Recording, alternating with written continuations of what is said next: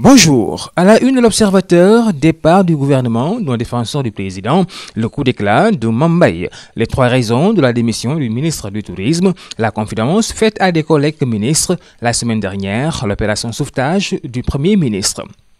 Mame Mbaye Niang fait également la une du quotidien Vox Populi, départ du ministre Mame Mbaye Niang du gouvernement, les dessous d'une démission fracassante. Cette démission découle du grand bruit autour de la gestion jugée scandaleuse du Prodac. Son entourage sort des documents qui le blanchissent. Aux dernières nouvelles, le PM Boun Abdallah Dionne aurait tenté d'éteindre le feu en se rendant chez Mame Mbaye Niang, qui aurait refusé de revenir sur sa décision. Mame Mbaye Niang à la une du quotidien Le Quotidien, démission surprise du ministre du Tourisme. Mame Mbaye Niang sort du domaine. Son départ serait lié à la gestion du Prodac. Il part pour mettre le président Macky Sall à l'aise. Mame Mbaye Niang démissionne, Macky convoque un conseil d'urgence. Nous informe ce matin le quotidien Les Échos. Le président de la République était au Canada. Il est arrivé à Dakar hier vers 23h30. Le Premier ministre se rend chez Mame Mbaye Niang pour le raisonner. Ce dernier refuse. Macky Sall et le gouvernement perdent un bail-fall, nous informe ce quotidien. Autre information à la une des quotidiens, le Témoin, Ngouda Falcon, ancien SG du ministère de l'économie et des finances, jette un pavé dans la mare. L'État traverse un déficit structurel de trésorerie. Il interpelle le président à travers une lettre ouverte. L'État ne traverse pas seulement une tension de trésorerie, il s'agit selon l'ancien IGE d'un déficit structurel de trésorerie. Commentaire, bonne santé des finances publiques.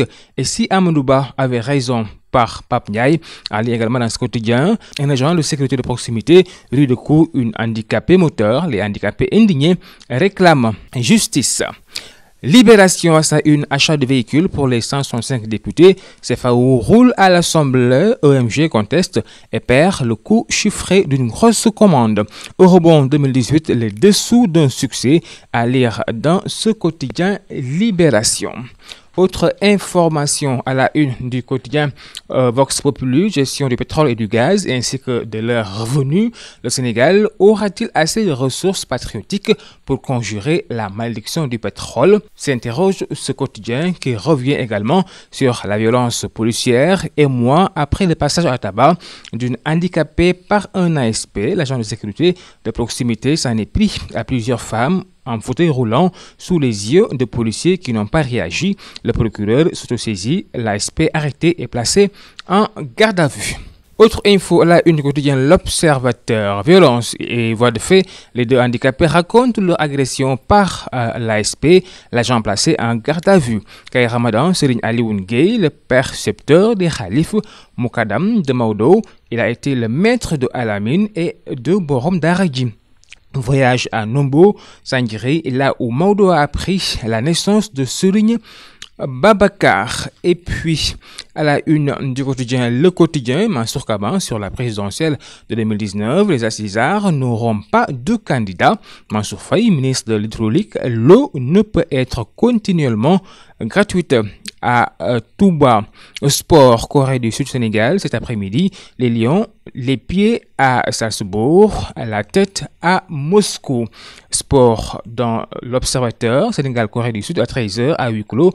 Le dernier test avant la Pologne, le retour de Kara, les Lions à Kalouga. Ce sera pour demain. Sport toujours, cette fois-ci à la une du quotidien Stade, Corée du Sud, Sénégal à 13h30 GMT, confirmer les promesses de Croatie, 55e but Neymar qui rejoint Romario. Et puis Mondial 2018, équipe type des absents de Buffon à Benzema, Ball ou Robben. Nous informe ce quotidien Stade. À vos journaux et très bonne lecture à tous.